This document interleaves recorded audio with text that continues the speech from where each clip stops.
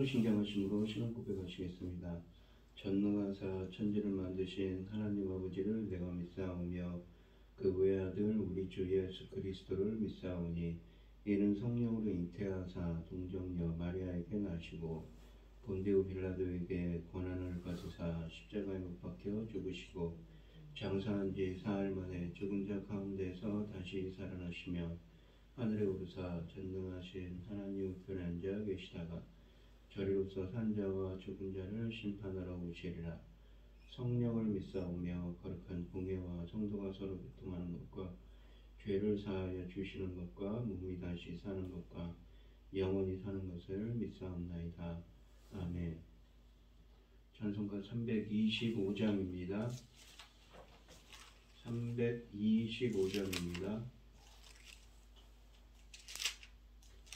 325장입니다. 예수가 함께 계시니 시험이 오나 겁없네. 기쁨의 근원 되시는 예수를 위해 삽시다. 날마다 주를 섬기며 언제나 주를 기리고 그 사랑 안에 살면서 딴 길로 가지 맙시다.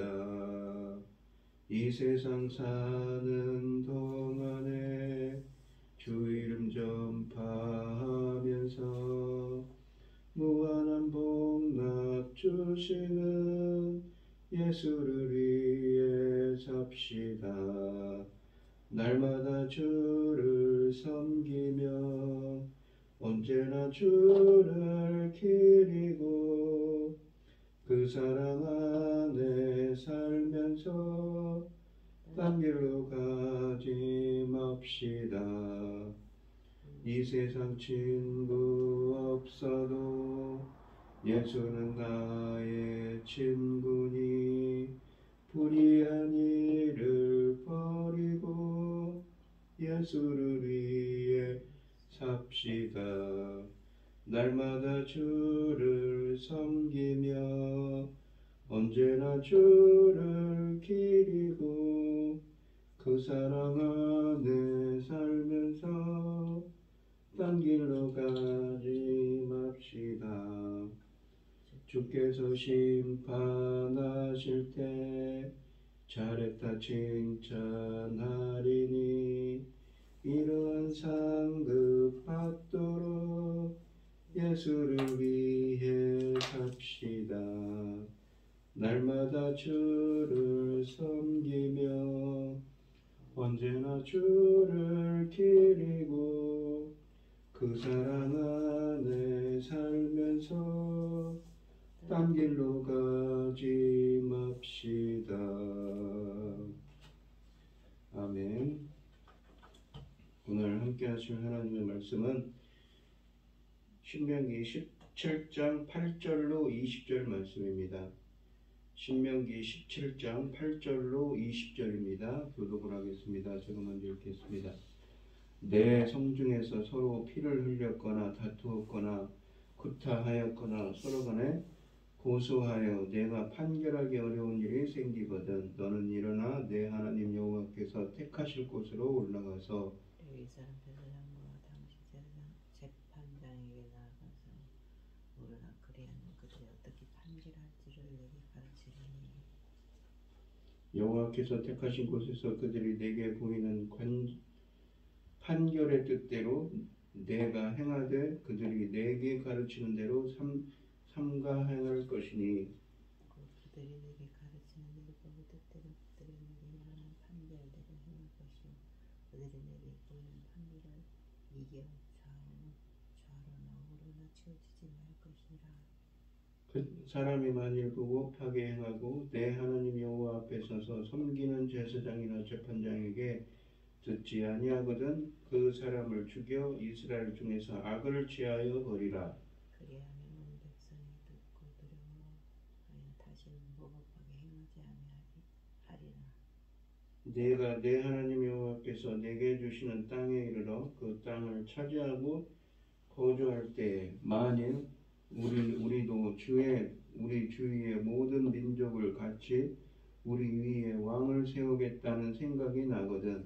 반드시 내 하나님 여호와께서 택하신 자를 내 위에 왕으로 세울 것이며 내 위에 왕을 세우려면 내 형제 중에서 한 사람을 택할 것이요 내 형제 아닌 타국인을 내 위에 세우지 말 것이며 그는 병마를 많이 두지 말 것이요 병마를 많이 얻으려고 그 백성을 애굽으로 돌아가게 하지 말 것이니라. 이는 여호와께서 너희에게 이르시기를 너희가 이후에는 그 길로 다시 돌아가지 말 것이라 하셨음이며 그에게 아내를 많이 두어 그 마음을 미혹하게 하지 말 것이며 자기를 위하여 음식을 많이 쌓지 말 것이니라. 그가 왕위에 오르거든 그 율법서의 등사본을 레위 사람 제사장 앞에서 책에 기록하여 평생에 자기 앞에 두고 그 하나님 여호와 경외하기를 배우며 애굽 모든 말과 이 규례를 지켜 행할 것이라. 그리하면 그의 마음이 그의 형제 위에 교만하지 아니하고 명령에서 떠나 자르나 우르나 치우치지 아니하리니 이스라엘 중에서 그의 자손이 왕 위에 있는 날이 장구하리라. 아멘. 오늘 본문 말씀의 제목은 그가 왕위에 오르거든입니다. 주님은 이 배교자를 어떻게 재판하고 처형해야 하는가에 대한 지시를 마친 다음에 다시 이스라엘의 사법제도에 대해 말씀하십니다.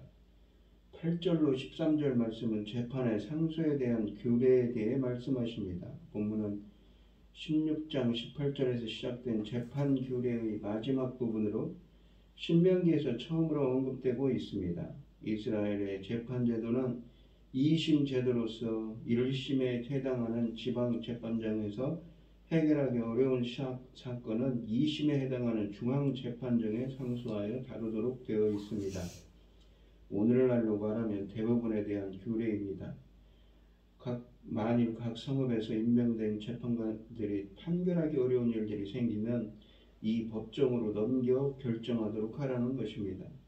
광야 생활 중에 이스라엘은 10단위 제도를 도입하여 10부장이 해결하지 못하는 일은 100부장에게 상소하고 100부장이 판결하지 못하는 일은 1000부장이 난감해하는 일은 모세가 하나님의 지시를 받아 최종적으로 판결했습니다. 본문이 언급하는 제도도 각 성읍 단위로 쉽게 판결할 수 없는 일은 상위 기관으로 넘기라는 면에서 10단위 제도와 맥을 같이 하고 있습니다. 어떤 재판이 이런 경우에 속했을까요? 예를 들면 사람이 죽었는데 살인인가 아니면 과실치사인가 등의 판단하기 어려운 재판에 대한 증인들의 증언이 서로 엇갈릴 때 등 법에 대한 좀 더 전문적인 지식이 필요한 다양한 정황을 상상할 수 있습니다. 대법정으로 모세는 각 성읍에서 이런 일이 생길 경우 상부기관인을 보내라고 합니다. 8절에 보시면 이 법정은 여호와께서 택하실 곧 성소에 있다고 합니다. 이스라엘의 최고 재판소가 성소에 위치하는 것은 상당한 상징성을 지녔습니다. 이곳에서 판결하는 재판관들은 하나님 앞에서 공정하고 정의로운 재판을 해야 한다는 것을 상기시키며 인간의 지혜로 판결하기 어려운 경우 제사장이나 선지자를 통해 하나님의 신탁을 받을 수 있습니다. 실제로 이스라엘의 사법제도에서 신탁이 상당한 비중을 차지했던 것으로 알려져 있습니다. 성소에 위치한 최고 법정의 의무는 율법을 기계적으로 적용하는 것이 아니라 하나님과의 언약관계를 바탕으로 해석하고 풀이했던 것입니다. 또한 하나님의 이 거처인 성소에서 판결이 나왔다는 것은 그 판결의 최종성을 의미합니다. 그래서 12절에 보시면 이 법정의 판결에 불복하는 자들은 사형에 처하라고 합니다. 성소에서 내려진 판결은 곧 하나님의 판결과 같이 받아들여져야 했던 것입니다. 또한 나라의 최고 법정의 판결을 거부하는 것은 곧 사회적 질서를 위협하는 행위이기 때문에 엄벌에 처해져야 한다고 합니다. 이 법원의 재판관에는 제사장과 일반인이 포함되어 있던 것이 확실합니다. 이스라엘의 법정은 민법이나 사법만 다루는 것이 아니라 종교법도 적용해야 했기 때문에 제사장도 필요로 했습니다. 또한 제사장이 되기 위한 훈련은 단순히 종교법뿐만 아니라 모든 형법과 민법을 공부하는 것을 포함했기 때문에 제사장들은 비종교법에 대해서도 해박했다고 합니다. 모세오경에서 지금까지 제사장이 재판에 연관되는 유일한 경우는 도저히 사람의 지혜로는 해결할 수 없는 상황이 발생할 때 우림과 둠림 등을 통해 하나님의 신탁을 구해야 할 때나 신성재판이 행해질 때였습니다. 반면 신명기는 제사장들은 민사와 사법재판에도 관여해야 한다고 쓰여져 있습니다. 제사장은 몇 명이었고 일반인이 몇 명이었는지는 알 수 없습니다. 여호사밧 왕이 세운 법정에는 일반인 재판관들, 제사장들, 그리고 레위 사람들이 포함되었다고 합니다. 재판장은 소송의 성향에 대해 종교적 문제에 관한 소송일 경우 제사장이, 민사소송일 경우 일반인이 맡았다고 합니다. 14절로 20절은 왕에 대해서 말씀하십니다. 모세는 왕으로 앞으로 왕, 제사장, 선지자 등 그 이 사회를 이끌어갈 가장 중요한 새 리더십에 관한 말씀을 선포합니다. 이스라엘이 여호와의 신정 통치를 지향하는 사회에게 이들의 권력은 하나님의 초월하신 권위와 이 계시된 의지와 말씀에 근거합니다. 예수님을 구주로 영접한 모든 주의 백성의 신분과 소명에도 중요합니다. 예수님을 영접한 성도들은 온 우주의 왕이신 여호와의 자녀가 되어 왕족 신분을 받습니다. 그들은 또한 믿지 않는 자들을 하나님께 인도해오는 제사장으로 하나님의 말씀으로 이 사회를 비판하고 대안을 제시하려는 선지자의 사명도 받았습니다. 이처럼 본문의 제도는 구약뿐만 아니라 신약을 살아가는 우리와도 밀접한 연관이 있는 것이지요. 본문은 이 새 제도, 즉 왕권에 대하여서 논의합니다. 이 새 제도 중 왕권에 대해서 논의하는 것입니다. 모세궁에서 왕에 대한 규례는 이곳이 유일합니다. 주목할 만한 사실은 율법에서 왕에 대한 유일한 규정인 본문이 왕의 막강한 권리보다는 하나님과 백성 앞에서 왕권이 지는 책임과 제한된 역할에 대해 언급한다는 것입니다. 신명기의 성향은 이 이상적인 언약 공동체가 지향해야 할 모습을 그리는 것이라는 점을 감안할 때 모세가 율법을 선포한 때부터 왕의 역할을 제안하고 견지하는 것을 염두에 두고 제시된 것으로 보는 것이 타당합니다. 왕에 대한 율법을 살펴보면 마지못해 왕정을 허락하는 수준이지 적극적으로 요구하는 것은 아니라는 것을 우리가 15절에 보시면 알 수가 있습니다. 즉 훗날 이스라엘이 처한 상황이 왕을 필요로 한다면 그때 가서 왕을 세울 수 있지만 율법은 왕이 이스라엘을 통치하는 것을 요구하지는 않는다는 것이지요. 하나님이 이미 이스라엘의 왕이시기에 이들에게 인간 왕권은 하나의 선택에 불과한 것입니다. 본문이 왕권의 성향이나 권한에 대하여 논하기보다 왕이 취해야 할 자세와 의무에 대해 집중적으로 논한다는 점 역시 이런 정서를 반영합니다. 재판관, 제사장, 선지자 등에 대한 규례는 이 지도자들의 책임뿐만 아니라 권리도 언급하여 백성들이 이들에게 순종할 것을 지시합니다. 반면에 본문에 있는 왕에 대한 율법은 왕의 권리에 대해서는 어떠한 언급도 하지 않습니다. 그리고 백성들이 왕에게 순종해야 한다는 것도 요구하지 않습니다. 심지어 왕이 이스라엘에서 어떤 역할을 해야 하는지도 정의하지 않습니다. 이스라엘의 왕은 자신도 언약 백성의 한 사람이기에 다른 이스라엘 사람들과 형제이며 하나님의 이스라엘의 왕이시라는 점을 감안하여 자신의 위치를 설정해야 했던 것입니다. 왕도 주의 다스림을 받는 주의 백성이었던 것입니다.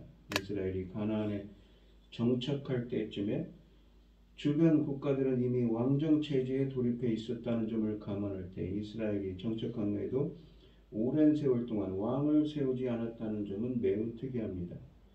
무엇보다도 왕에 대한 유일한 율법인 본문마저도 왕정에 대하여 별로 탐탁치 않게 생각하기 때문입니다. 이런 왕권에 대한 부정적인 관점은 이스라엘의 왕이 세워지는 이유를 주위의 다른 모든 민족처럼 되고 싶은 열망 때문이라고 15절 말씀에서도 역력히 드러납니다. 이 왕권이 불필요하고 부정적인 제도로 간주되기는 하지만 그래도 이스라엘이 왕을 세우기를 원한다면 과연 어떤 절차를 통해 세워져야 하며 세워진 왕은 어떻게 행동해야 하는가요? 모세는 왕은 다음과 같은 사람이어야 한다고 몇 가지를 지적합니다. 첫째, 하나님이 택하신 사람이어야 한다고 15절에 말씀하십니다. 둘째, 이스라엘의 왕은 이스라엘 사람이어야 한다고 말씀하시고, 셋째, 왕은 막강한 군사력을 두어서는 안 된다고 또한 16절에 말합니다. 왕이 많은 말을 소유하는 것은 곧 자신의 능력과 군사력을 믿고 하나님을 의지하지 않을 수 있다는 위험을 내포하고 있다는 것입니다. 반면에 이스라엘의 왕 힘과 능력은 그들의 군사력에 있지 않고 그들의 하나님께 있다는 것이 성경의 가르침입니다. 실제로 드보라는 하나님만을 의지함으로써 병거를 앞세운 시스라의 군대를 대파했다고 사사기서 4장과 5장에 쓰여져 있습니다. 넷째, 왕은 많은 아내를 두어서는 안 된다고 17절에 말씀하십니다. 솔로몬과 아합은 이방인 아내들을 기쁘게 하기 위해서 우상 숭배까지 마다하지 않았던 것이지요. 그래서 많은 아내를 두지 말라고 하십니다. 다섯째는 왕은 많은 재산을 축적해서도 안 되며 왕이 재산을 축적하는 가장 쉬운 방법은 세금을 징수하는 것인데 이런 백성들의 삶이 고달파질 수밖에 없기 때문입니다. 여섯째, 왕은 평생 율법을 가까이 해야 합니다. 이스라엘의 왕은 하나님과 백성들 사이에 맺으신 언약을 존중해야 한다는 것이지요. 일곱째, 왕은 20절에 보시면 겸손해야 한다고 합니다. 왕이 율법책을 가까이 하여 하나님을 경외하고 율법대로 살려고 노력할 때 그 결과는 그가 통치하는 백성을 업신여기는 일이 없게 하며 좌로나 우로나 치우치지 않게 되는 것이라고 합니다. 왕이 이런 자세로 백성을 통치하고자 한다면 그는 하나님의 말씀을 열심히 배워야 하며 끊임없이 묵상해야 합니다. 율법책을 가까이 하는 것은 곧 왕이 백성들에게 신앙의 모범이 되어야 한다는 것을 강조하는 말씀들인 것이지요. 왕의 절대적인 권력 행사가 시작되었을 때 이런 규례를 어기면 왕의 절대적인 규례가 시작되었을 때 뿐만 아니라 이스라엘의 우상 숭배도 함께 시작되었다고 열왕기상 12장 31절로 33절에는 쓰여져 있습니다. 이스라엘과 유다의 왕들이 본문이 주지 않은 권력을 챙겨낼 때부터 공동체의 총체적인 타락과 몰락이 시작되었던 것이지요. 절대적인 권력은 절대적으로 타락할 수밖에 없는 것입니다. 이스라엘의 왕은 하나님과의 언약을 준수할 책임이 있는 어느 백성과 동일한 신분을 지닌 이스라엘의 형제 한 사람이어야 된다고 또한 말씀하십니다. 이스라엘의 왕에 대한 관점은 매우 파격적이었던 것이지요. 우리가 기독교 리더십의 본질을 논할 때 피할 수 없는 텍스트가 바로 본문입니다. 본문에 의하면 지도자는 섬기는 자며 그 누구도 하나님 앞에 바로 서는 자입니다. 이렇게 되기 위하여 그는 자신이 누릴 권리보다는 해서는 안 될 일들을 항상 마음에 두어야 합니다. 특히 끊임없는 하나님의 말씀 묵상을 통해 항상 주님 앞에 바로 서려고 노력해야 합니다. 그는 온 백성들 앞에서 신앙적 모범이 되어야 하기 때문인 것이지요. 오늘 본문 말씀을 보시면 재판장에게는 공정함이 필요하고 하나님을 대리하고 백성을 대표하는 왕에게는 겸손이 요구됩니다. 재판의 근거가 율법이었던 것처럼 통치의 기초도 율법인 것이지요. 왕을 요구하는 백성의 요청을 들어주셨습니다. 왕을 세우는 것이 최선은 아니지만 백성들이 기어코 왕을 세울 것을 아시기에 왕이 지킬 규례를 주셨습니다. 왕은 그들의 형제 중에서 하나님이 택하신 사람이어야 합니다. 그들의 형제이므로 신적인 존재를 숭배하지 말아야 하지만 하나님이 택하신 왕이기에 권위를 무시해서도 안 되는 것이지요. 외국인을 세워서도 안 됩니다. 또한 왕이 먼저 하늘 왕의 통치를 받아야 합니다. 이스라엘 왕이 가장 먼저 할 일은 왕궁을 짓거나 군대를 정비하는 것이 아닙니다. 그의 첫 임무는 율법을 필사하여 곁에 두고 주야로 믿고 묵상하는 것이었습니다. 왕 같은 제사장의 사명을 받는 오늘날 기독교인들도 마찬가지인 것이지요. 항상 겸손히 예수 그리스도의 제자로서 왕 같은 제사장의 사명을 감당하는 우리가 되게 해달라고 기도하는 여러분들이 되시기를 바랍니다. 기도하겠습니다. 하나님 아버지 감사합니다. 하나님께서는 이스라엘의 왕을 두기 싫어하시는데 어쩔 수 없이 인간들이 왕을 세우려면 이러한 사람을 세우라고 말씀하십니다. 이러한 절차를 통해서 하나님께서는 겸손히 하나님의 말씀을 가까이 하는 자가 되어야 한다고 거듭 강조하며 말씀하십니다. 오늘도 겸손히 주님의 뜻을 받들며 살아갈 수 있는 저희들이 되게 하여 주시옵시고 왕같은 제사장으로서 사명 감당할 수 있는 저희들이 되게 하여 주시옵소서. 이 모든 말씀 거룩하신 예수님 이름으로 기도합니다. 아멘. 하늘에 계신 우리 아버지여, 이름이 거룩하심을 받으시오며 나라의 마옵시며 뜻이 하늘에서 이룬 것 같이 땅에서도 이루어지이다. 오늘날 우리에게 일용할 양식을 주옵시고 우리가 우리에게 죄 지은 자를 사하여 준 것 같이 우리 죄를 사하여 주옵시고 우리를 시험에 들게 하지 마옵시고 다만 악에서 구하옵소서. 대개 나라와 권세와 영광이 아버지께 영원히 있사옵나이다. 아멘. 오늘 주신 말씀 가지고 기도할 때요, 우리가 왕 같은 제사장으로서 정말 하나님께서는 왕들을 어떤 사람들을 원하냐면 겸손히 주님을 따르는 주님의 말씀을 가까이 하는 자가 되어야 된다고 말씀하십니다. 오늘도 우리에게 맡겨주신 일을 잘 감당할 수 있도록 하나님 말씀을 더 묵상하는 우리가 되게 해주시고 하나님의 뜻을 겸손히 따르는 왕같은 제사장의 사명을 감당할 수 있는 우리가 되게 해달라고 간절히 기도하시는 여러분이 되시고 어려움을 당하신 분들과 각자 기도 제목을 가지고 주여 삼청하시면서 통성으로 기도하도록 하겠습니다. 주여 주여 주여. 아버지 하나님 감사합니다. 오늘도 거룩한 주일입니다. 주님과 동행하는 하루, 하나님 말씀 안에서 오늘도 겸손히 주님만을 따르는 하루가 되게 하여 주시옵소서. 이 모든 말씀 거룩하신 예수님 이름으로 기도합니다.